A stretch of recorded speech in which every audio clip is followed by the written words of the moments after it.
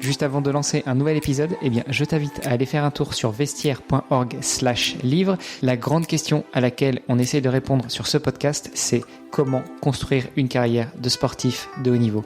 Devine quoi, avec Maxime Dubois-Danguin, on a fait un gros boulot pour synthétiser l'ensemble des interviews qui sont déjà diffusées sur le podcast dans les vestiaires et on a sorti ce qui j'espère sera ton prochain livre de chevet. C'est à découvrir sur vestiaire.org/livre. C'est disponible en version électronique sur notre site et puis sur Amazon si tu veux la version papier. L'avantage, au-delà d'aller chercher un max d'informations en plus de tous les épisodes que tu peux entendre, c'est de pouvoir soutenir toutes les sportives et tous les sportifs de haut niveau actifs interviewés sur ce podcast, puisque tous les bénéfices de ce livre leur seront reversés. Voilà, allez, c'est parti pour un nouvel épisode et n'oublie pas vestiaire.org/livre. À tout de suite. Avant de démarrer ce nouvel épisode, on a une invitation spéciale pour vous. Je vous invite à nous rejoindre sur devenirtriathlète.com. Vous allez y retrouver tous les épisodes, mais aussi des conseils, des guides, des ressources et des outils gratuits pour débuter, progresser ou performer en triathlon. Et on mettra tout ça à jour chaque semaine. Allez, on se retrouve tout de suite sur devenirtriathlète.com et d'ici là, bonne écoute de ce nouvel épisode. Salut les sportifs, c'est Armano et je suis très heureux de vous recevoir pour un nouvel épisode du podcast Devenir Triathlète X Opentree. Et oui, il faut que je m'y fasse au changement de nom. Ah oui, parce que mon invité n'était pas au courant, elle me fait des yeux bizarres, mais je t'expliquerai. T'inquiète pas. Je suis donc très heureux de recevoir Alix Magis de Lafage. Salut Alix. Salut, comment vas-tu? Très bien, et toi? Très bien, je suis contente d'être là et d'échanger avec toi. Et pareillement, ça fait quelques temps qu'on essaie de se courir après et d'organiser cette interview. J'ai même décalé celle qu'on avait prévue lundi parce que la logistique familiale parfois est un peu compliquée, mais ça y est, c'est bon, on y est, on est autour de la table virtuelle, on va pouvoir échanger, Alix. Avec plaisir. Alix, j'ai une tradition dans ce podcast, c'est de poser une première question toute simple. Je demande à mes invités de se présenter. Donc dis-nous tout, qui est Alix Magis de Lafage? Très bien. Alors moi j'ai une spécificité, on va commencer comme ça. Pendant 20 ans, j'ai eu une double vie. J'ai eu ma première vie où j'étais cadre supérieur dans des grands groupes autour de tout ce qui est stratégie et négociation commerciale, ça c'était la journée. Et la journée également, sportive passionnée depuis toujours. D'abord, première vie demi-fondeuse. Et ensuite, j'ai osé réaliser mon rêve de devenir triathlète. Donc ça, c'est la deuxième vie. Et j'ai pris une décision il y a 2 ans. C'est justement de fusionner ces deux vies et de montrer à tout le monde, en créant une entreprise qui s'appelle Feel & Run, que le sport est un outil de développement personnel et professionnel formidable. Voilà. Bon, écoute, c'est une belle présentation. Revenons un petit peu sur le début, sur la première double vie. Tu disais que t'es d'abord demi-fondeuse. Ça veut dire quoi être demi-fondeuse? T'as découvert quand le demi-fond? T'as commencé quand à faire du sport? Enfin voilà, il y a plein de questions en une, mais c'est pour te guider un peu. Ok, pas de problème. Alors j'ai commencé, comme beaucoup de gens, à courir comme ça.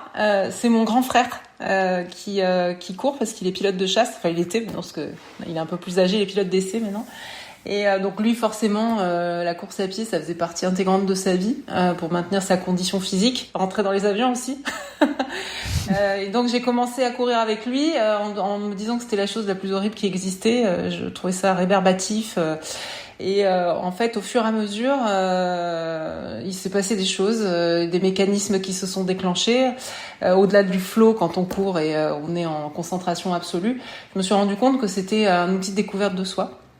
Donc voilà, j'ai commencé à courir comme ça. Et c'est assez paradoxal, mais j'ai commencé la compétition très très tard en club. Au début, je faisais des courses comme ça 1 fois par an. J'ai fait le Marseille-Cassines Design 2 fois. J'ai fait un marathon comme ça. Je m'inscrivais le mardi pour le dimanche. Ça ne suivait pas cet exemple, hein. Il faut être progressif. L'un n'empêche pas l'autre, hein. C'est pas parce que tu t'inscris le jeudi pour le dimanche que t'es pas progressif ou que t'as pas un plan. C'est juste que tu t'y prends à la dernière minute ou alors t'es pas sûr de pouvoir aller jusqu'au bout. Donc tu te prépares correctement et puis tu passes le pas à la dernière minute. Alors en l'occurrence, j'avais aucune préparation puisque j'étais c'est ça qu'il fallait pas faire comme toi. Exactement. Alors mais bon voilà, j'estime que la santé et la condition physique c'est un cadeau du ciel. J'ai de la chance Et puis surtout, j'ai un gros mental. Donc quand je commençais, il fallait que je finisse et quitte à me mettre dans tous mes états, mais j'allais jusqu'au bout. Voilà, et donc j'ai voulu structurer un peu plus j'avançais, plus je voyais qu'il se passait des choses, plus j'avais envie d'aller plus loin. Parce que j'aime bien tester, voir jusqu'où le corps peut aller, parce que c'est une machine extraordinaire. Et pour le moment, j'ai pas trop atteint les limites. Et donc, je suis rentrée en club d'athlétisme à 39 ans. Voilà, donc en demi-fond. Donc le demi-fond, c'est tout ce qui est... Alors moi, je connaissais pas, j'ai découvert ça. J'étais persuadée d'être la reine du marathon. Et en fait, on m'a mis sur des 5 km, 10 km, cross. Et ma spécificité, c'est que, en dépit de mon âge, je cours vite. Sur une distance relativement longue. Donc voilà. Donc tous mes entraîneurs me mettaient sur les 5, les 10 km et les crosses. Donc j'ai fait les championnats de France. J'ai eu plusieurs qualifications aussi en 10 km. J'ai pas été les faire parce que c'est toujours dans des endroits paumés, un peu au bout de nulle part. Et voilà, donc voilà pour la vie de demi-fondeuse. Pour répondre à ta question, ce qu'est le demi-fond, c'est ça. C'est des gens qui courent relativement vite pendant un certain temps. Voilà. Ouais, voilà, parce que pour des triathlètes, 5, 10, en fait, ça fait partie du cours, mais pour des athlètes, pour des pratiquants de l'athlétisme, c'est déjà du long, enfin du demi, voire du long. Le 10 000, c'est extrêmement long comme effort. Alors évidemment, il y a le marathon qui est beaucoup plus long, mais pour les athlètes purs de piste, le 10 000, c'est long, quoi. Ouais, c'est moins intense. C'est vrai que moi, je trouve que c'est plus dur de tenir un 10 000 que de tenir un marathon. Le marathon, c'est de la gestion. Le 10 000, moi, ce que j'aime, c'est que c'est une gestion de crise. Ouais. Et puis le 10 000 sur piste, c'est plus compliqué aussi. Alors, j'en ai pas fait beaucoup sur piste. Je faisais plutôt de la course sur route. J'en fais toujours d'ailleurs dans l'hiver parce que c'est un outil formidable. Et d'ailleurs, pour faire la transition avec le triathlon, quand je suis arrivée en triathlon, je suis arrivée pour réaliser mon rêve qui était de faire un Ironman, persuadée que j'étais extrêmement douée pour ça. On m'a basculé sur du sprint. Oui, bah voilà. Donc l'inverse de l'athlétisme. Normal. Exactement. Et ce qui est drôle, c'est que en termes d'équivalent de classement, sur du sprint, je me classais toujours dans... J'ai d'ailleurs fait un scratch général, tu vois, donc je me suis retrouvée avec des gamines de 20 ans sur le podium. Alors qu'en Ironman, je retrouve des classements qui sont à peu près normaux par rapport à ce que je fais d'habitude, mais j'ai pas encore réussi à trouver... là où je voulais aller, mais j'ai bien identifié ce qui allait pas, c'est qu'il faut que je pédale un peu plus. On y viendra. Donc tu commences l'athlétisme en club, vraiment en mode compétition à 39 ans, comme tu nous as dit. T'as quel âge là, si on peut le dire? 46 ans. Donc ça fait 7 ans. Voilà, tu me l'avais dit en off, mais c'était pour le partager avec nos invités. Oui. 46 ans, ça fait 7 ans finalement que tu fais du sport de compétition véritablement dans le cadre d'un club. Et avant, quand tu dis que tu as découvert la course à pied via ton frère, tu as commencé à courir quel âge? 20, 25, 30 ans? J'ai commencé à courir donc un peu avec mon frère. Après, j'ai vécu au Brésil. J'étais chez Renault là-bas. Et je courais sur les plages pieds nus. En fait, moi, je suis aérienne, donc j'ai pas besoin de drop. Donc, je cours sur l'avant. Ouais. Donc, j'ai fait toutes les plages du Brésil en courant. Et après, quand je suis rentrée en France, on était en 2004. J'ai commencé, alors parce que j'étais dans le groupe Renault, et il y avait plein de gens qui couraient. Et donc, j'ai commencé le vendredi, on allait courir entre midi et 2. Et on a commencé à me parler de comment ça s'appelait, du Paris-Versailles, du 20 km de Paris. Je me suis dit, tiens, on va essayer. Puis j'ai commencé à courir. Je regardais même pas mes classements, mais je voyais que je battais les garçons. Et les garçons du bureau. Donc c'était sympa, ouais. Lundi, quand on arrivait, ça chambrait. C'était de bonne guerre. Parce qu'à l'entraînement, c'était toujours les rois de l'entraînement. Ils s'entraînaient, ils avaient des statistiques. Moi, je comprenais pas. Et puis, ils arrivent aux compètes. En fait, je sais pas, ils géraient pas. Et c'est des mecs super. Ils m'ont appris pas mal de trucs. Et puis au fur et à mesure, on m'a invité à faire le Marseille-Cassis parce que Renault était partenaire. On me dit viens, on cherche une fille dans le groupe. Il y avait 40 gars de Renault qui faisaient. Et puis j'ai adoré cette course parce que t'as 10 bornes de montée. Et je sais pas pourquoi, je me souviens que la première montée, je l'ai faite en 44 minutes. Et elle fait 10 km. Et en descendant, j'ai descendu vite et j'ai vu que j'avais fait 1h26, tu vois. Et en fait, j'ai vu que j'étais la première du groupe. Mais à chaque fois, voilà, j'avais quel âge? J'avais 29 ans, 28 ans, 27 ans même. Ouais. Voilà, donc j'avais Et c'est des collègues qui m'ont donné le journal de la Provence, ils disent regarde ton classement et il y avait écrit les 50 premières femmes, tu vois. Mais c'est pour moi c'était pas grave, le plus important c'était d'aller voir jusqu'où je pouvais aller et tout donner parce que en fait c'était super sympa de tout donner et pas réfléchir, juste laisser le corps s'exprimer. Voilà, alors j'avais une condition physique parce que je faisais beaucoup de fitness, je faisais beaucoup la fête à l'époque, donc le lendemain de soirée j'allais courir pour éliminer l'alcool et la cigarette parce que je fumais à l'époque. Je suis désolée, c'est pas très catholique. Et voilà. Et puis en fait pendant une dizaine d'années à peu près, j'ai fonctionné comme ça, avec toujours en ligne de mire de la fascination et la passion pour le triathlon. Je m'entraînais dans une salle à Paris où il y avait beaucoup de triathlètes en RPM, en vélo. Et en fait, je me faisais des ancrages, je m'imaginais sur le vélo comme ça, alors que j'avais jamais fait de vélo. Je m'imaginais, alors comme j'ai oublié de te le dire, mais à la base, je suis nageuse, en fait. J'ai commencé la natation quand j'avais 6 ans. Donc, je me voyais, parce que je nageais beaucoup en mer, donc je me voyais en mer, nager avec tous les gens. Et donc, je me suis fait des ancrages comme ça pendant des années avant d'arriver à réaliser mon rêve. Voilà. Alors, c'est marrant, tu disais que t'étais au Brésil, t'étais cadre chez Renault à l'époque. Alors, juste pour la blague, tu disais que les gars arrivaient après toi et que tu gagnais avant, malgré le fait qu'eux, ils s'entraînaient beaucoup, le midi, ça parlait stats, je pense qu'ils avaient beaucoup de matos, etc. C'est normal. Nous, les mecs, on sait faire qu'une seule chose à la fois. Donc, soit on bosse, soit on fait du sport. On sait pas faire les deux. Après, moi, si tu veux, c'est la perception que j'avais à l'époque, peut-être, qui s'entraînait pas tant que ça. Mais c'est vrai qu'il me sortait les statistiques, les différentes allures. Je savais même pas ce que c'était avec telle basket et telle basket. Je pense qu'ils intellectualisaient peut-être un peu trop le truc. Bon, après, c'était de bonnes gars. On se taquinait. Ils étaient super bons. Et c'était vraiment des bons garçons, quoi. Franchement, ils étaient top. Et au Brésil, t'avais pas franchi le pas, justement, du triathlon? Si c'était quelque chose qui te titillait depuis déjà des années, parce que le Brésil, c'est quand même... À l'époque, pas du tout.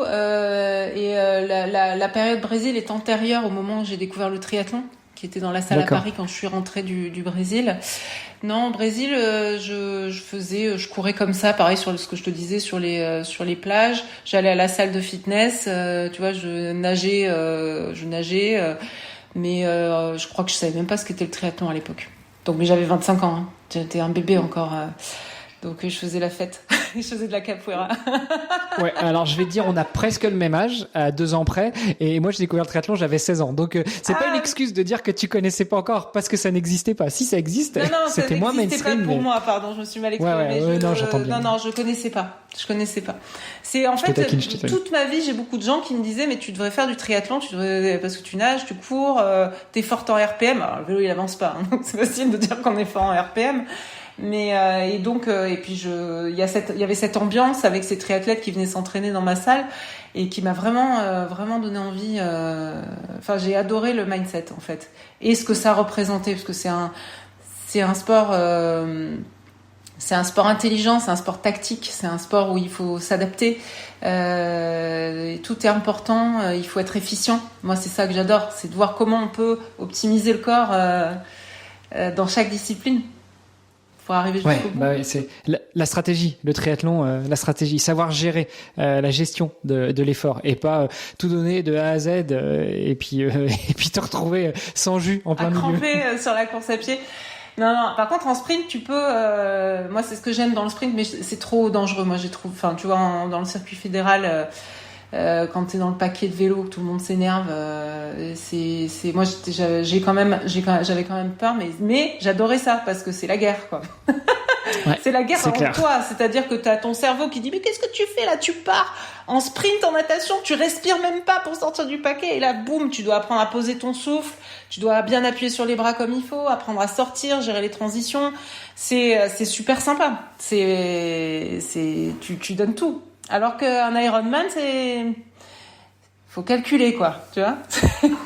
Bon, alors quand t'es nageur ou nageuse, c'est vrai que ça aide quand même de savoir se placer, poser son geste et bien nager pour après être moins subir sur les autres disciplines. Toi, quand tu disais que t'as commencé la natation à 6 ans, t'as commencé en mode justement compétition ou plus apprendre à nager et puis après en mode loisir 1 ou 2 fois par semaine? Non, j'ai fait de la compétition de l'âge de 6 ans à 14 ans. Mais bon, j'étais pas au cercle des nageurs, hein. J'étais à l'UNSS, donc on a fait les championnes France UNSS, ça veut pas dire grand chose, mais après je suis pas à la base je suis très à l'aise dans l'eau et j'ai toujours nagé beaucoup en mer parce que j'adore la mer.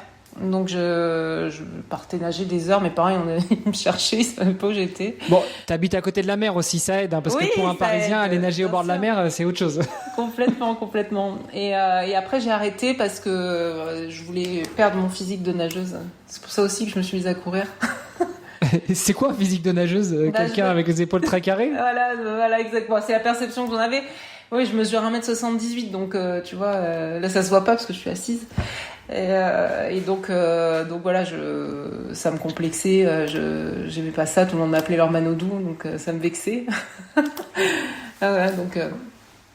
Bon, donc rappelle-moi de jamais me mettre à côté de toi, hein, parce que moi, du haut de mon petit mètre 69, à côté de ton physique de nageuse, j'aurais l'air malin.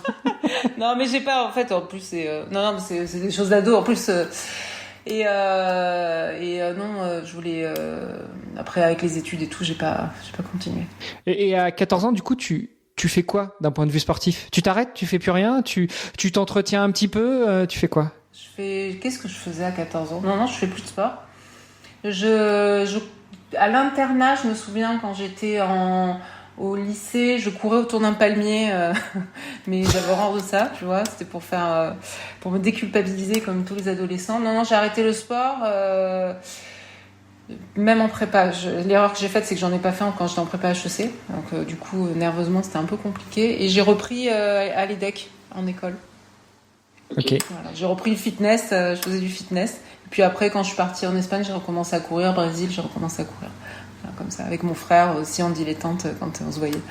Ce que m'a dit mon premier entraîneur, qui était un mec super, qui s'appelle Eric Lovo, quand j'étais en athlétisme, c'est lui qui m'a accepté dans son groupe. Il était, tu sais, en athlète, t'as les groupes loisirs et groupes compétition, et donc il gérait le groupe compétition au club où j'étais. Et il m'a dit, bah tiens, je veux bien te prendre parce que j'ai vu je lui parle de mes chronos, tout ça. Il croyait que j'étais mytho quand je lui ai dit mes chronos. Et il me l'a dit en rigolant. Après, c'est un garçon pour qui j'ai énormément d'affection. Et il m'a dit, bah tiens, je vais prendre une fille dans mon groupe parce que j'en ai pas. Et on a eu une super histoire tous les deux. Et la première chose qu'il m'a dite, il m'a dit, l'avantage avec toi, c'est que t'es fraîche. Parce que voilà, tu viens de commencer. T'as 39 ans, t'as pas les articulations bousillées comme tous les gamins qu'on récupère de la piste et puis t'as une caisse, quoi. Donc il y a peut-être moyen de faire des choses, quoi. Et on a fait des trucs vachement sympas tous les deux. Et c'est quoi ces choses justement super sympas que vous avez fait? Parce que quand tu commences à 39 ans, t'en as 46, ça fait 7 ans, t'as fait quelques années d'athlé, il y a 2 ans tu te mets au tri, tu découvres pas, mais tu te mets vraiment au tri. T'as fait quoi en athlé du coup dans le demi-fond? Alors la première année où je commence, je finis. Je championne du Var, alors master, hein, catégorie d'âge. Mais par contre, je me sélectionne au championnat de France. Donc j'ai été faire les championnats de France de cross et je connaissais absolument pas. Et je pense que c'est une des disciplines les plus difficiles qui existent parce que tu cours dans la boue parce que les France c'est 9 km. Hein. De cross, tu sais, selon le niveau, tu augmentes la distance et la difficulté avec de la boue où tu cours avec des pointes de 9 mm. Oui, parce qu'en plus, le cross, c'est pas en été quand il fait beau et que tout est sec. Ah non, et puis c'est dans des pays, il y a les régions de cross, tu vois, ils appellent ça, parce que la région PACA n'est pas une région de cross, il fait trop sec. Non, t'es dans la Sarthe ou t'es en Bretagne où c'est à plus loin que... Je me souviens, il y avait même une fois, il y avait Cassandre Beaugrand, d'ailleurs, elle se rappelle pas de moi je l'ai vue, alors, le premier cross qu'on avait fait, elle nous avait mis 400 mètres. Et après, elle devait être en prépa d'un autre truc. Le championnat qu'on a fait, c'était réputé un des plus difficiles. Et elle a abandonné. Tout le monde se cassait la gueule. Elle avait dû avoir peur de se blesser. C'était un truc de barbare. T'avais les filles qui partaient sur des civières. Mais par contre, mentalement, et puis tu cumules force et vitesse parce que tu dois travailler vraiment les deux filières. Et c'était assez intéressant. Donc ça a été la première année. Donc il est tout content, sa petite pouliche, la seule fille du groupe. Tous les mecs, ils étaient pas qualifiés. C'est plus facile quand t'es une nana que tu t'entraînes qu'avec des mecs. Je les appelais les mobilettes, moi, parce que j'étais toujours à la traîne derrière. Ils couraient super bien. Mais c'était génial parce que du coup, quand j'arrivais avec les filles, j'avais quand même eu des entraînements quand même sympas. Après, qu'est-ce qu'on a fait? On a eu pour objectif de me faire passer sous les 40 minutes aux 10 km. Donc ça, on l'a fait, on a mis 1 an. Mais parce que je gérais mal mentalement. Je me mettais trop la pression et je pense que je me suis un peu écœurée là-dessus. Tu vois, j'avais pas gagné en maturité sur ce côté. J'avais passé des années à travailler à la sensation parce que je savais même pas ce qu'était une montre quand je suis arrivée il y a 9 ans. Je savais même pas ce qu'était Garmin, tu vois. Il m'a mis t'achètes ça, il me faisait des plans. Je mettais plus de temps à rentrer les plans dans la montre qu'à faire les entraînements. Et je le rappelle quand même, tu disais, t'as mis un an pour faire moins de 40 minutes au 10. À 40 ans, pas à 25 ans. Oui. Quand on commence à 25 ans, qu'on commence à être initié par un entraîneur, pris en main, etc. Et puis, quand on est un mec, moins de 40 au 10, c'est presque la norme, en fait, surtout en athlète. Quand on est une femme à 40 ans et qu'on vient juste de commencer à apprendre ce que c'est que l'athlétisme de compétition, c'est un autre challenge. Et après l'accouchement. Non, ouais, mais alors ça, non, ça, je suis pas d'accord parce que justement, je trouve que l'accouchement, ça décuple beaucoup de choses chez les femmes. En plus, c'est pas vrai parce que mon garçon, enfin, la grossesse. Mon garçon avait, il avait 3 ans, donc c'est pas. Non, bah écoute, oui,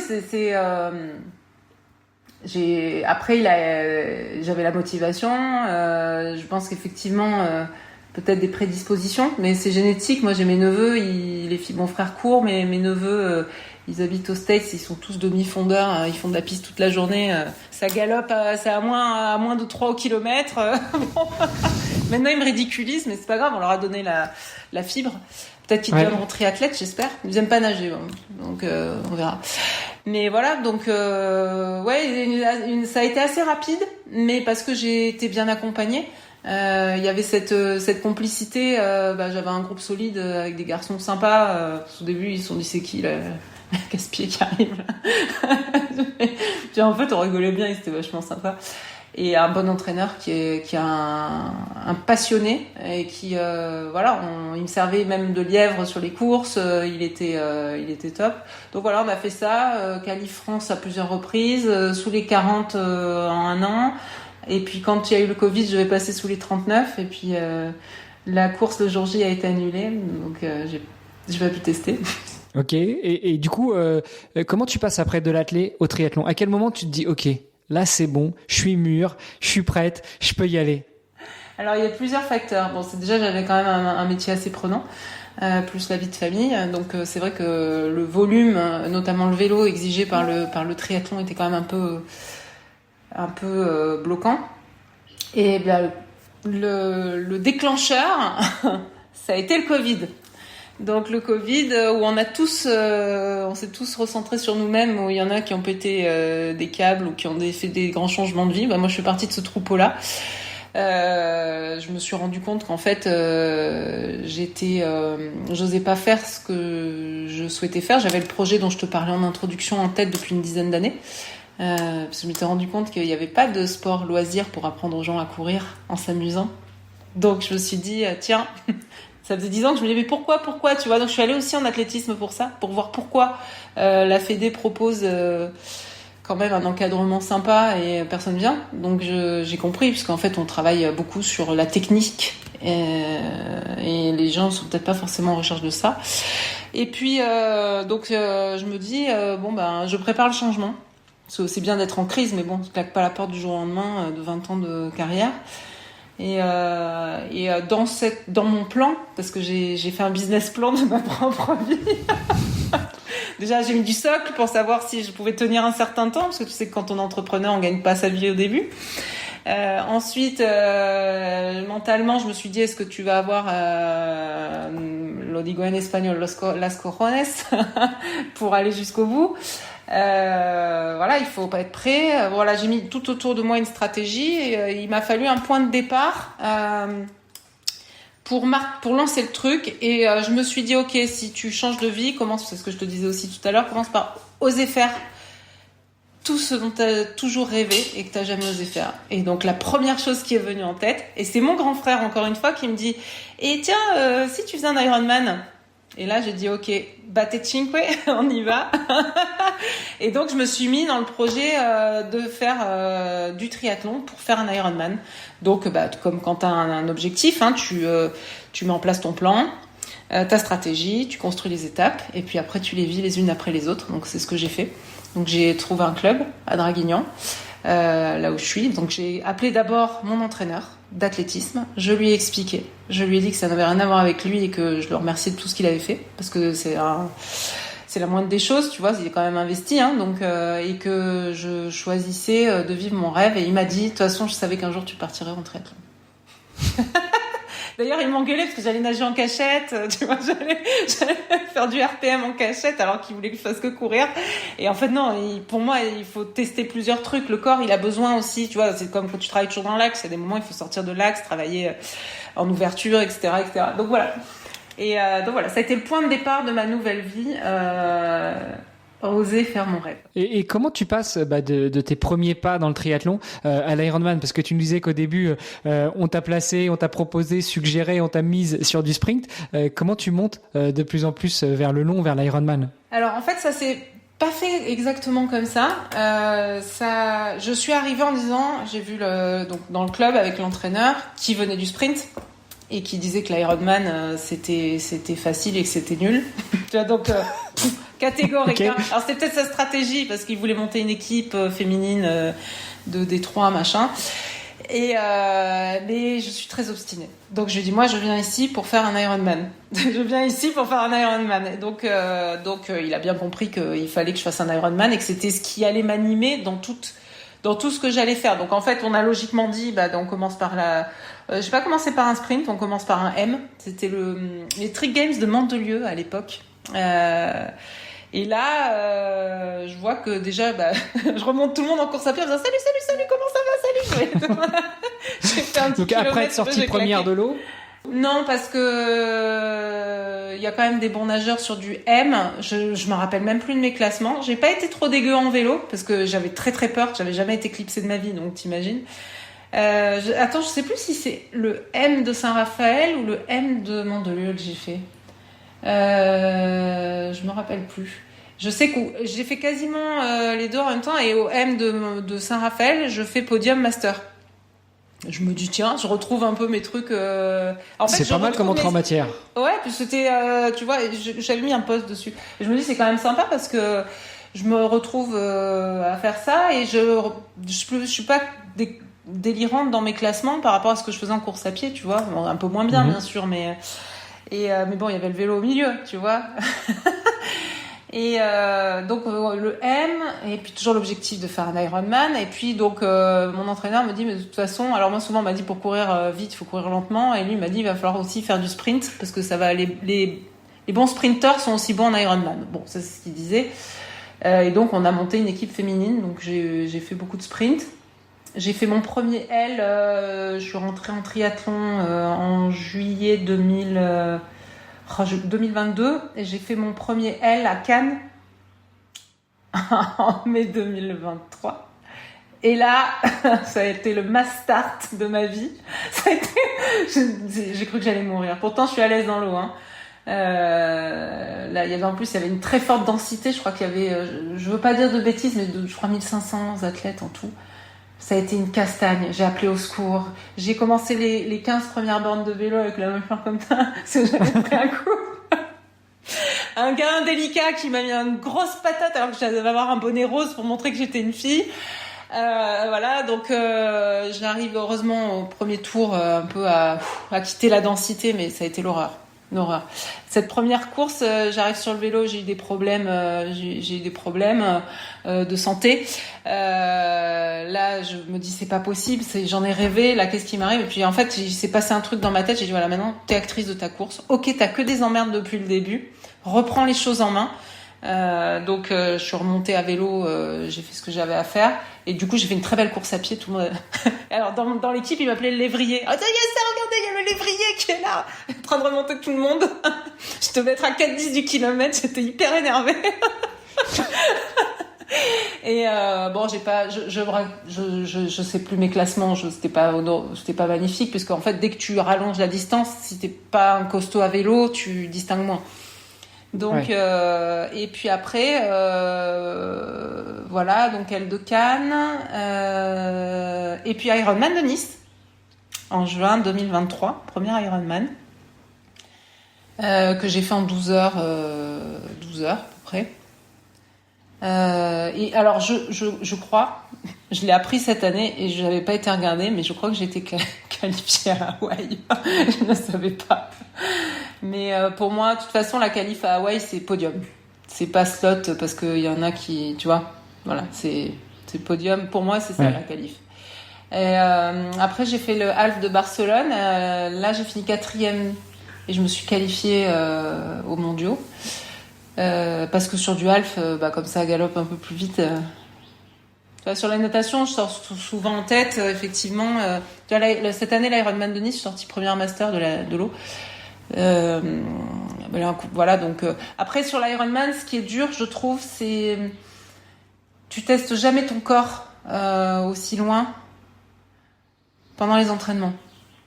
Donc en fait, tu sais jamais, c'est un côté ingrat en fait, parce que t'as beau avoir tout calculé, moi tu vois, dire ouais tout là c'est bon, là je vais améliorer de temps, c'est ce qui m'est arrivé cette année, hein. J'ai fait une natation magnifique, un vélo j'ai contrôlé, c'était le premier jour de canicule, donc et j'arrive à la course à pied, j'étais bien. Et là j'ai dit maman arrive. Et maman, 26e kilomètre, elle a fait une congestion parce qu'elle a mis de la glace sur son ventre. Voilà, tu vois. Et donc ça a été l'horreur. Enfin, je m'étais trouvé un pote pendant la course à pied. Le gars dit tu cours pas mal et tout. Est-ce qu'on peut se mettre ensemble et tout? Je dis avec plaisir. Donc on a commencé à parler. C'était super.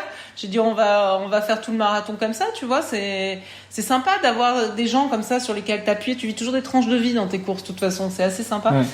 Et on se rend compte qu'on connaît des gens en commun. Tu vois, on commence à discuter et puis on se dit on va passer une bonne course. On va aller au bout comme ça. Tu vois. Et moi dans ma tête c'était podium. Je m'étais dit là ça remonte bien, je savais que je jouais ma carte sur la course, en plus on se donnait le rythme tous les deux et boum. Puis c'était encore long. J'ai perdu une heure, les secours m'ont dit arrêtez-vous madame, je dis non madame s'arrête pas parce qu'elle en a déjà fait presque 200 donc elle va pas s'arrêter là. Et j'ai rampé jusqu'au bout, j'ai dit tant pis je termine. Tant pis j'ai pas le podium, tant pis mon chrono est dégueulasse mais c'est pas grave. Je suis pas là pour être ici, je termine. Et je me suis qualifiée à Hawaï. Salut les sportifs, c'est Charlie d'Opentree et je me permets d'interrompre votre podcast un très très court instant. Si l'épisode que vous êtes en train d'écouter vous plaît, alors on a besoin de vous. Est-ce que vous pourriez prendre 10 petites secondes pour ouvrir votre appli de podcast préféré, y trouver la fiche du podcast Devenir triathlète X Opentree et nous laisser une note, de préférence 5 étoiles, en nous disant ce qui vous plaît le plus dans le podcast. Ça vous prendra seulement quelques secondes, mais ça nous permettra de continuer à améliorer le podcast et à se faire découvrir par d'autres auditeurs triathlètes. Un immense merci à vous qui allez laisser une note et on se retrouve tout de suite pour la suite de votre épisode. J'y suis pas allée, j'avais pas fait le podium. Ce n'est pas ce que tu as indiqué sur Instagram. T'as pas dit que c'était pas parce que tu avais fait le podium. J'étais pas prête. Il y a deux choses. Il y a effectivement la manière dont tu te qualifies, si tu atteins ou pas ton objectif, et surtout ce que derrière ça peut aussi signifier, ce que j'ai mis sur Instagram ou sur LinkedIn peut-être, c'est qu'en fait je savais pas si j'étais prête physiquement et physiologiquement pour le faire. Quand t'es à Nice, c'est pas très loin de la maison, ça va, il y a les proches, tu peux gérer. Quand t'es à Hawaï, que t'as fait X 1000 kilomètres pour faire une compétition qui représente quelque chose, un rêve, etc. et qu'il y a un souci, voilà, j'ai aussi voulu préserver mes proches et me dire si j'y vais en ayant bien testé, voilà, même s'il n'y a jamais de certitude, on est bien d'accord, surtout sur un Ironman. Voilà. Donc c'est pour ça que j'ai pris la décision de ne pas y aller, même si ça ne flattait pas mon ego. Ouais, mais c'est en accord avec tes valeurs et c'est toi qui l'as décidé. Personne l'a décidé pour toi de pas y aller. Aucun regret parce que il faut être. Moi, j'aime bien quand je fais des choses me regarder dans la glace. Voilà. Et je savais au fond de moi que j'étais pas prête. J'étais pas prête. Bon, mais du coup, ça veut dire que 2024, tout est ouvert. 2024, j'ai reçu un charmant mail d'Ironman m'invitant à faire Nice. Alors, je vais faire Nice. Donc je fais les championnats du monde à la maison cette année. Oui, parce que cette année, on le sait maintenant, une année sur deux, c'est à Nice pour les femmes et à Hawaï pour les hommes, et inversement l'année d'après. Donc l'année dernière, c'était les hommes à Nice et les femmes à Hawaï. Cette année, c'est donc les femmes à Nice et les hommes à Hawaï. Bon, donc tu seras sur les championnats du monde, mais l'année d'après, tu retenteras une qualif pour Hawaï peut-être. On verra. J'aime bien le half, moi. J'aime bien. T'aimes bien le hack. Ouais, je pense que ça me permet aussi de voir un peu quelles sont mes distances chouchoutes. On va voir comment ça se passe cette année. J'ai ma petite revanche personnelle sur le marathon à prendre. Et j'adore ce parcours. Tu vois, là, j'ai fait le Semi de Nice. Encore, je l'ai fait parce que j'adore le parcours avec la prom. Ça me plaît. Je m'y sens bien. C'est roulant. Je trouve ça sympa. Bah, pour une reine du bitume, c'est normal. Mais après, j'ai accepté d'y aller parce que je me dis qu'il n'y a pas de hasard. Comme par hasard, je pouvais pas faire ma saison cette année. Ça tombe en septembre. Voilà, j'ai eu quelques échanges avec Ironman qui ont il y a eu 2-3 échanges et puis bon, donc je peux le faire directement sans faire d'autres compétitions avant. J'ai un bon entraîneur qui s'appelle Frédéric Lureau. Voilà, en qui j'ai une totale confiance.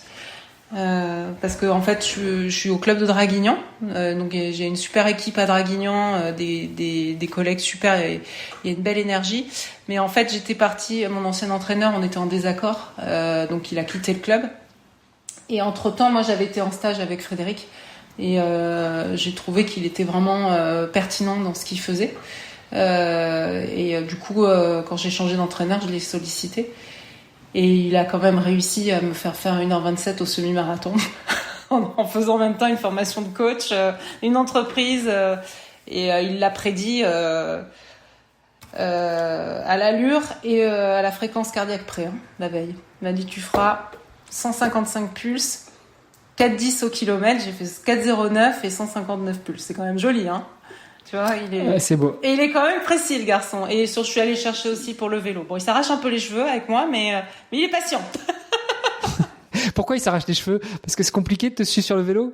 Non, parce que en fait, autant en course à pied, je peux te dire à quelle allure je suis, quel seuil sans regarder ma montre. Je me connais très bien, mais en vélo, c'est une catastrophe. Alors j'ai des sensations, mais tu vois, quand il a commencé à me dire il faut mettre des capteurs de puissance, comme je faisais tout à l'instant, il faut que je suis en train de le faire, tu vois, je commence à comprendre, je suis quelqu'un d'assez rigoureux, mais sur le vélo, il a fallu mettre des choses en place et ça arrachait un petit peu les cheveux au début. En plus, le terrain autour de chez moi est quand même très vallonné, donc quand il me dit voilà, tu me fais une sortie à 160 watts sur un terrain relativement plat et que je sors de chez moi et direct j'ai une côte qui dure 6 km, voilà, donc j'ai pas encore la finesse pour pouvoir aller faire les bonnes watts avec le bon dénivelé, etc. Donc voilà. On va y arriver. Ça va venir. Oui, ouais. Ça va venir. Et puis j'ai beaucoup de peur à vélo aussi. Non, j'ai beaucoup de peur à vélo parce que j'ai commencé tard, parce que j'ai conscience du danger, parce que je me suis pris 2-3 gamelles en compète aussi, notamment la dernière à Barcelone. J'ai pas pu nager de l'hiver. Donc tu vois, par exemple l'année dernière j'ai fait le half de Aix où il pleuvait à torrent, et je me suis forcée à le faire pour vaincre mes peurs. C'est une solution comme une autre, hein, de se confronter à ses peurs. Oui, je l'ai fait, hein, ou de savoir au moins se confronter, c'est une chose, mais savoir s'en servir et puis créer une espèce d'habitude, parce que le cerveau, en fait, au début, il va créer des mécanismes et puis lui montrer que non, mais c'est pas si terrible. Mais j'ai encore quand même, je suis pas très, ça va, hein, honnêtement, je sais que j'ai du potentiel mais je suis encore un peu trop crispée, notamment dans les descentes, quoi.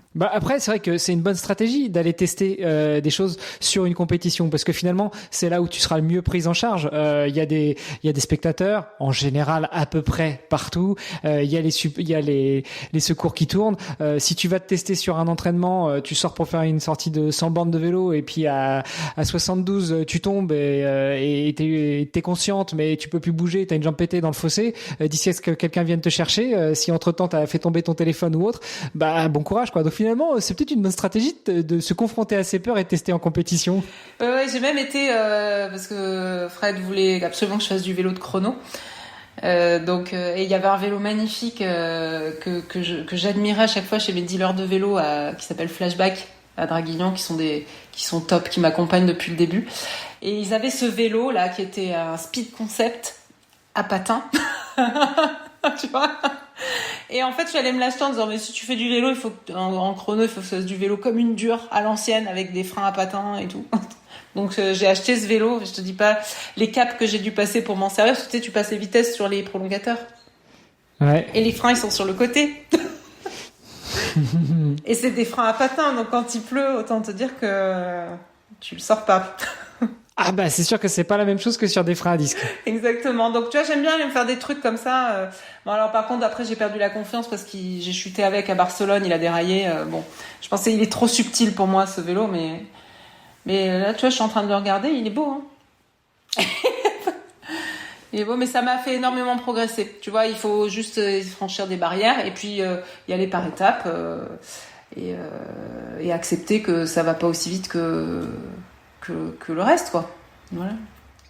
J'ai eu pas mal de triathlètes qui n'ont pas forcément commencé jeunes et qui commencent un peu sur le tard. Et eux, leur problème, c'est la natation. Donc toi, c'est pas ton cas. Finalement, leur conseil quand on commence le triathlon et qu'on sait pas nager, bah, c'est de prendre des cours de natation, se faire encadrer par des coachs et puis progresser au fur et à mesure et puis nager, borner. En vélo, comment est-ce que t'apprends? Comment est-ce que tu commences quand t'arrives dans ce club de triathlon à Draguignan et que tu vas voir le coach et que tu dis, moi, mon objectif, c'est l'Ironman. Tu lui dis, par contre, j'ai pas encore enlevé les roulettes? Il y a le panier à chatons.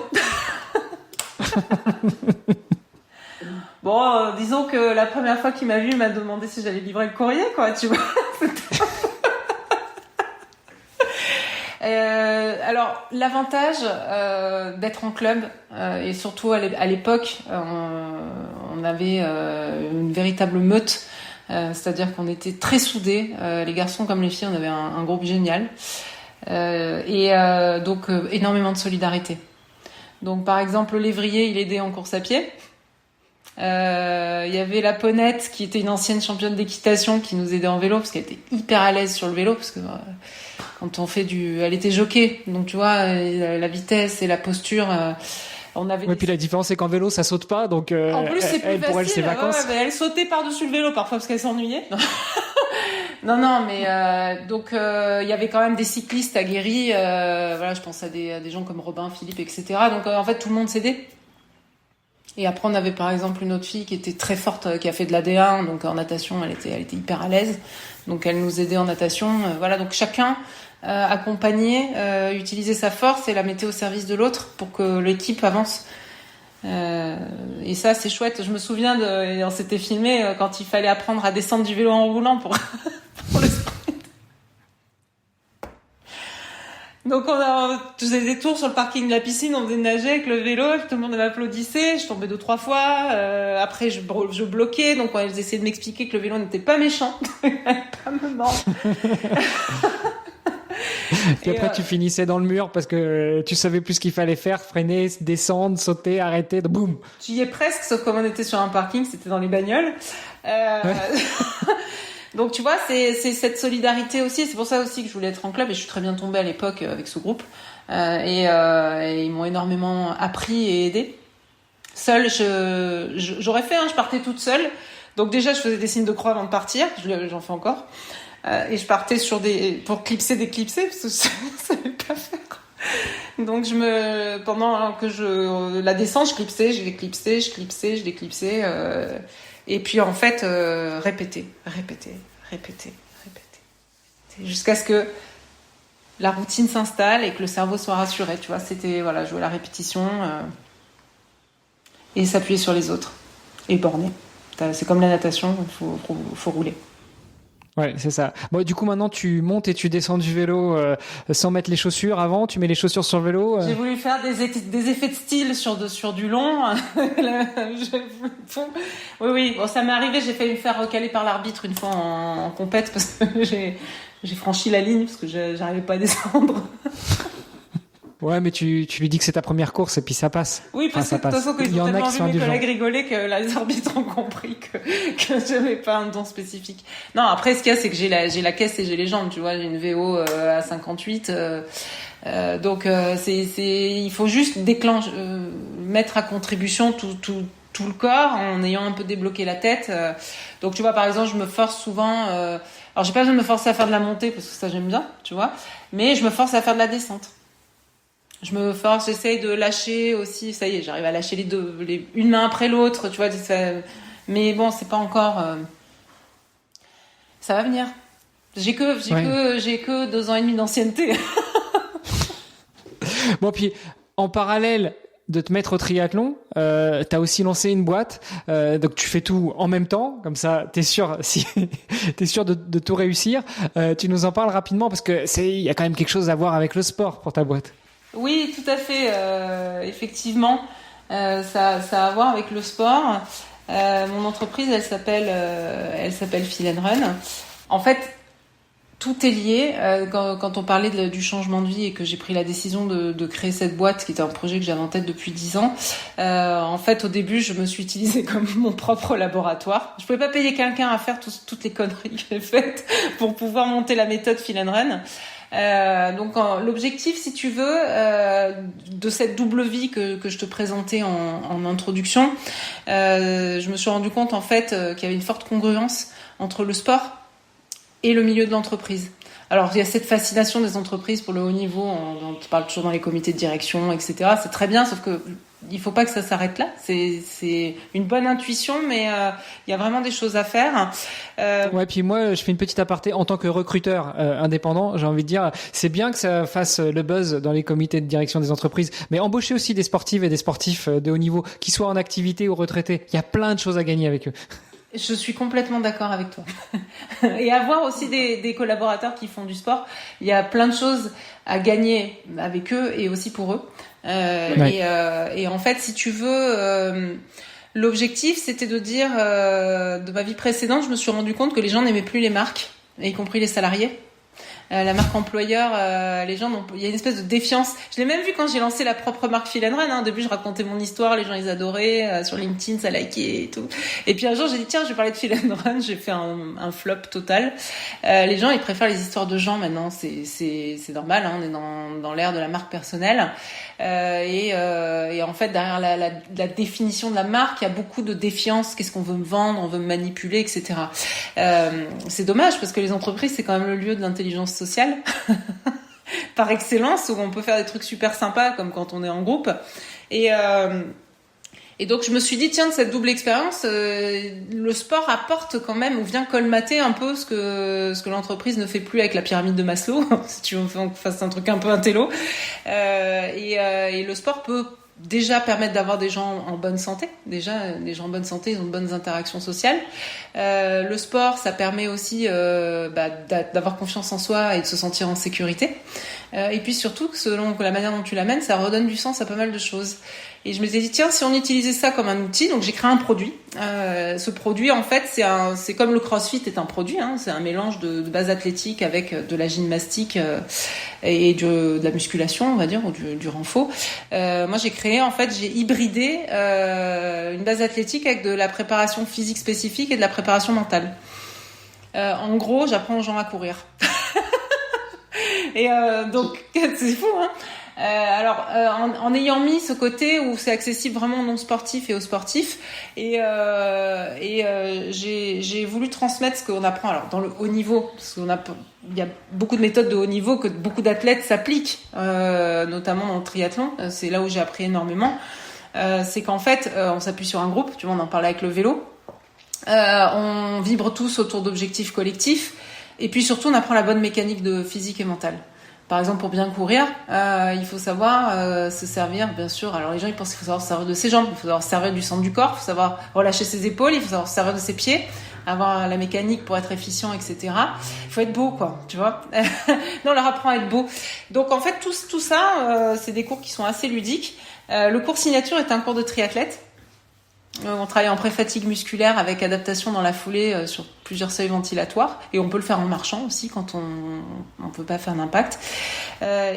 Donc en fait, ces cours ils sont 100% dédiés aux entreprises.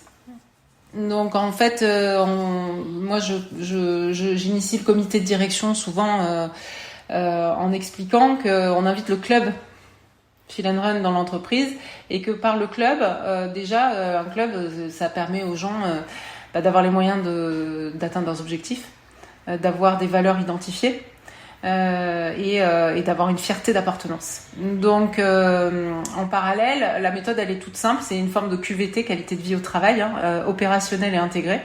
C'est une cour de récréation pour les salariés. On vient une fois par semaine sur site avec des coachs d'excellence que j'ai recrutés, que j'ai formés, à qui j'ouvre le monde de l'entreprise. Donc, je décloisonne l'entreprise et le coaching sportif. Et ces coachs-là, ils ont pour mission, en fait, de préparer les groupes de salariés, déjà de décharger la tête en chargeant un peu les jambes, de s'amuser ensemble, passer un super moment déjà, et au fur et à mesure, avec la prépa mentale, de déclencher des choses chez eux et de créer aussi quelque chose collectivement. Donc il y a des cycles, comme une préparation Ironman ou athlétique, ils sont dans des cycles. On peut rejoindre les cours à n'importe quel moment parce qu'il y a plusieurs options et que c'est fait pour tous les niveaux. Et après, donc ces salariés revendiquent leur appartenance. L'entreprise est ambassadrice de ça. Et c'est ma manière pour moi d'inviter le sport santé aussi dans les territoires. Puisque quand un salarié se met au sport, généralement, il invite le sport dans sa propre famille. Et c'est ce qui se passe dans nos cours. On a des gens qui étaient... moi, j'ai pas mal de gens qui étaient en surpoids et qui ont compris. Déjà, ils ont été hyper émus de se rendre compte qu'ils étaient capables de faire ça. Faire de ce dont on ne se croit pas capable. Oser. On revient au gène de ce dont on parlait tout à l'heure. Et ils se sont rendus compte des bienfaits du sport. Et du coup, ça part faire des randonnées avec les enfants le week-end, ça partage dans les groupes WhatsApp. Donc en fait, l'idée, c'est d'essayer de changer la vie des salariés, de les rendre acteurs qui le revendiquent au travail et quelles sont les valeurs qui en ressortent. Et après, de voir justement, au-delà de la raison d'être de l'entreprise, quelles sont les raisons d'en être des salariés. Voilà, donc ça, on travaille là-dessus. Et après, on le fait revendiquer par les employeurs, on communique dessus, on fédère les sportifs des entreprises sur des événements locaux, par exemple des courses, des marches, ou ils organisent eux-mêmes leurs événements. Si tu veux, quand ils sont très audacieux, j'en ai qui ont organisé leurs propres courses. Donc voilà, tu vois, ça marche bien. On a plus de 300 cours. Tu vois, j'ai déposé le CABIS il y a 1 an et demi. On travaille beaucoup avec le milieu hospitalier. Tu vois, il y a l'hôpital Sainte-Mus à Toulon. On travaille avec Decathlon. Avec Decathlon, on a fait un truc assez sympa. On a ouvert aussi aux gens de l'extérieur. Donc le personnel se mélange avec des gens qui payent pour venir faire les cours Feel and Run. Et ça a un peu donné raison à l'étude de marché que j'avais faite en amont. C'est que j'ai des gens qui veulent apprendre à courir, soit qui viennent, qui courent déjà, ou qui sont en athlée, mais qui veulent un truc un peu plus sympa, technique, avec de l'ambiance, etc. Et ça marche, c'est assez sympa. Et ils sont super beaux maintenant quand ils courent. Ils savent courir. Excellent. C'est aussi une des clés du triathlon, c'est de savoir maîtriser la technique. Et je sais plus avec quel invité j'en parlais, mais on croit souvent que la course à pied, en fait, c'est facile et c'est pas technique. La natation, c'est super technique, on est tous d'accord. Le vélo, c'est pareil, même si on apprend tous à faire du vélo en général quand on est jeune, c'est super technique quand on veut bien maîtriser le vélo. Et tu l'as dit toi-même, t'as encore peur sur le vélo alors que ça fait déjà quelques années que tu pratiques. Mais la course à pied, contrairement à ce qu'on pourrait croire, c'est aussi super technique. La pose du pied, le gainage du corps, etc. Être beau, être économe dans sa course à pied. Être efficient, c'est ce que je leur dis, soyez efficients. Mais l'efficience, souvent ils serrent les poings, ils sont donc et alors soyez efficient et beau parce que en fait c'est même, tu vois, par exemple on parle du Pilates souvent, qui semble être un sport complètement différent, mais en fait la course à pied c'est du Pilates en mouvement. Et si tu engages bien le centre du corps, c'est mon premier entraîneur qui disait ça, tu relèves ton bassin, donc t'écrases moins dans le sol. Après, si t'armes bien le pied, parce que tu sais faire des gammes techniques, tu verrais le début, les gammes techniques, quand tu leur fais faire. Mais moi aussi, quand j'ai commencé les gammes techniques, mon premier entraîneur en triathlon, il me disait, tu es une hérésie de la nature, ça fait plaisir, il était sympa. Il m'a dit, je sais pas comment tu fais pour courir vite avec le schéma corporel que t'as. Et je savais pas me servir de mon corps, mais il avait raison, il m'a aidé, tu vois. C'est là où j'ai pris conscience que en fait je pouvais encore optimiser. Et d'ailleurs, je retranscrivais mes chronos de course sèche sur triathlon. Tu vois, sur un sprint, le 5 bornes, je sortais tu vois, après c'est pas des 5 km exacts, toujours un peu moins, mais 18-19 minutes, entre 18 et 20 minutes. Donc tu vois, ce qui est en étant bien, quoi. Ouais. Grâce à ça. On en parlait un petit peu déjà avant et puis même en off, il y a beaucoup de parallèles entre le sport et l'entrepreneuriat, surtout à haut niveau, que ce soit l'entrepreneuriat à haut niveau ou le sport à haut niveau. Toi, depuis 18 mois que tu exploites Feel & Run et que tu formes des gens à être beaux, à bien courir, à apprendre à courir, est-ce que tu as déjà vu des parallèles se mettre en place entre ce que tu leur apprends dans le sport et ce qu'ils vont appliquer dans l'entreprise? Oui. Bien évidemment, puisque c'est la revendication même. Apprendre à... Alors, c'est des points comme ça. Apprendre à capitaliser sur ses forces plutôt que de sans arrêt corriger ses faiblesses. C'est les gens, ils sont tout le temps en train de... Parce que, par exemple, tu me verrais physiquement, j'ai pas un physique de coureuse. Ah oui, je suis grande, je suis mince, mais j'ai pas un physique. Elles sont toutes petites. Moi, j'en ai plein qui me passent entre les jambes pendant les courses. Elles sont toutes fines. Et donc, j'ai capitalisé sur mes forces par la puissance, la posture, le travail du pied. J'ai appris quels étaient mes points forts. Tu vois, c'est important. Souvent, ne pas avoir peur de l'échec. Ah, mais ça, c'est le sport, ça, évidemment. Dans le sport, Parce on ne gagne pas toujours. Pas mal de vestes dans le sport. Voilà. Donc au boulot, c'est normal que tu prennes des portes. Il faut juste capitaliser dessus et puis apprendre à rebondir. Donc oui, effectivement. Alors c'est quand t'es souvent dit, il y a trop de vent, il y a trop de sinon. Enfin, oui, ok. Il y a pas d'alignement des planètes. C'est comme ça. C'est une course. C'est un instant T. Est-ce que j'ai géré? Moi, pose toujours cette question. Est-ce que t'as fait de ton mieux? Est-ce que tu as été jusqu'au bout? Est-ce que tu t'es pas trouvé d'excuses? Et si j'ai fait ça et la course elle s'est pas passée comme je le voulais, alors avant je t'aurais tapé une crise mais là non, tu vois, je me dis de toute façon je peux pas faire mieux, j'ai fait de mon mieux. Donc et qu'est-ce qui n'a pas fonctionné? Et comme tu le dis très pertinemment, de capitaliser dessus. Ensuite alors ça c'était souvent on leur demande d'être bêtes pendant nos cours. Alors ça ils retiennent parce que là on commence toujours les cours en disant il y a une très grosse difficulté dans nos cours, donc en plus ils voient running, ils ont peur. Alors là là mon Dieu, qu'est-ce que ça va être, ça panique. Je dis, il va falloir juste être bête, c'est-à-dire d'être capable de déposer ces petites voix qu'on a dans la tête, qui sont de deux familles, l'ego, tout ce que j'ai comme représentation de moi, qui sont que des représentations et qui sont bâties sur le passé, ça n'existe plus, et ça n'a peut-être jamais existé, ce sont que des représentations, et le mental qui te projette et te protège de choses qui pourraient arriver et qui ne vont pas forcément arriver. Donc on leur dit, la seule chose qui existe, c'est l'instant T. Donc soyez bêtes et soyez bons dans l'instant T. Si les voix elles passent, acceptez-les. Voilà, donc le soyez bête, ils aiment bien. Donc maintenant ils arrivent en réunion et disent alors patron, on va être bête. Et ça vaut pour toi aussi, Alix, carpe diem, sur le vélo, n'aie pas peur de ce qui pourrait arriver. Profite de l'instant présent, ressens ton vélo, ressens le contact à la route, et puis laisse-toi aller. Mais j'ai des grands moments de flow en vélo, je me régale. Hein. C'est l'avant et non, j'adore le vélo. J'ai eu des ancrages en vélo pendant des années, mais c'est des mécanismes de protection. Hein. Ils sont sont des lanceurs d'alerte, donc tant mieux. Je pense que c'est aussi grâce à eux que je fais pas n'importe quoi. Voilà, il faut juste que je les dose un petit peu. J'essaye d'être bête, mais pas trop parce que sinon je pourrais tomber. Mais voilà, donc dans le monde du travail, c'est ça, et la fierté de faire ce dont on ne se croyait pas capable, en ayant utilisé les bonnes ressources pour être bon dans l'instant T, et après s'appuyer sur les autres. Et peut-être aussi se dire que l'autre, il est comme moi, il est peut-être pas forcément comme je le crois.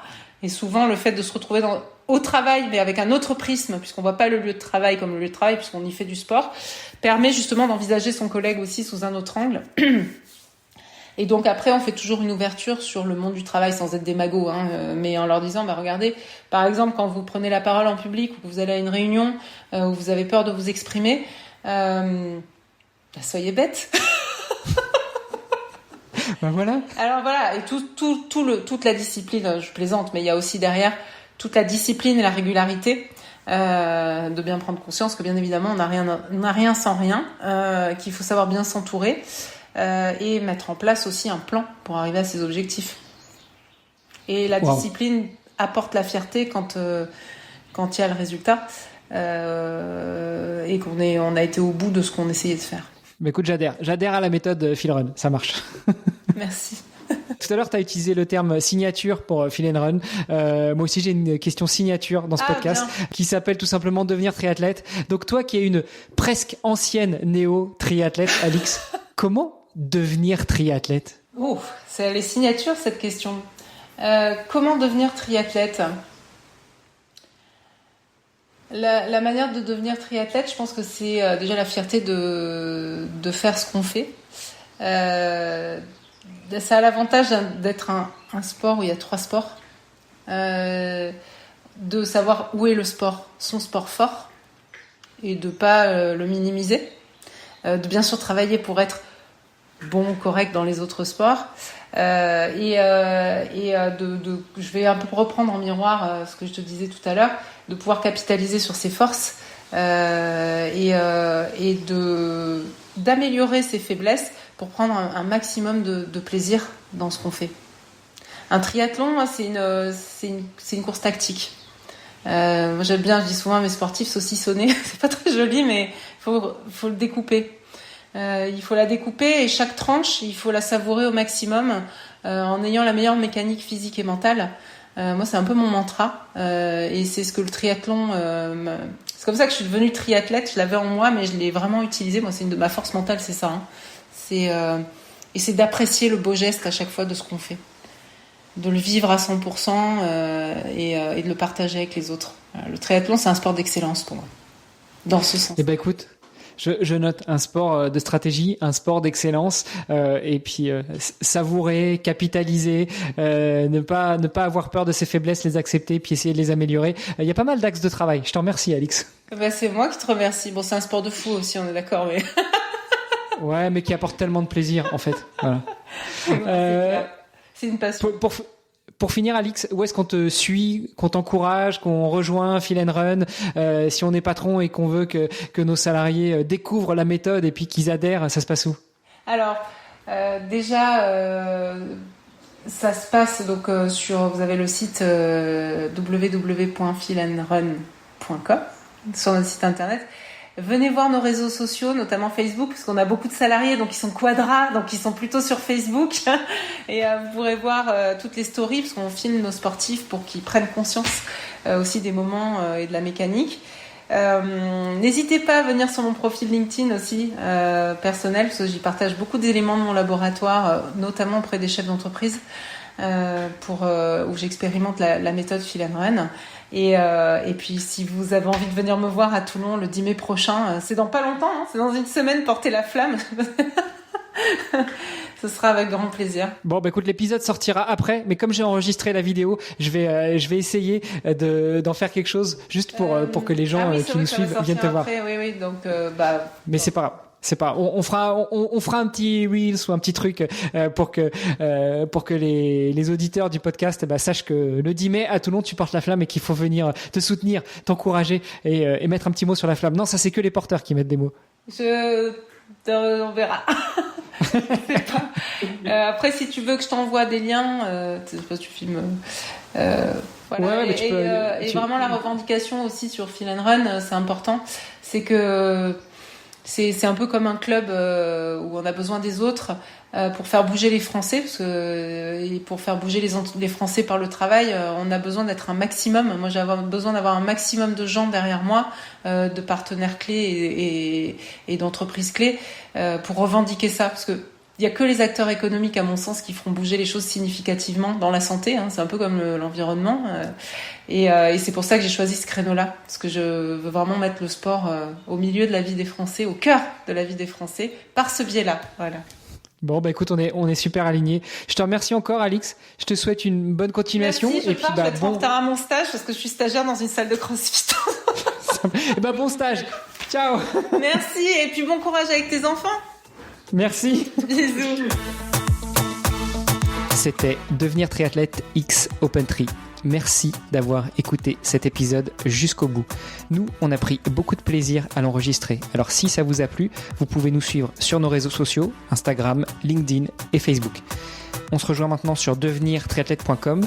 Vous allez retrouver l'ensemble des épisodes, mais aussi des outils, des ressources et des conseils gratuits pour débuter, progresser ou performer en triathlon. on ajoute toutes les semaines de nouvelles ressources. Si vous avez une idée d'invité, n'hésitez pas à nous envoyer un petit message. Et si vous voulez être accompagné sur vos prochains objectifs sportifs, connectez-vous sur opentree.fr et on se fera un plaisir de vous aider. Alors, n'hésitez pas, on se retrouve tout de suite sur devenirtriathlète.com et opentree.fr. Salut les sportifs!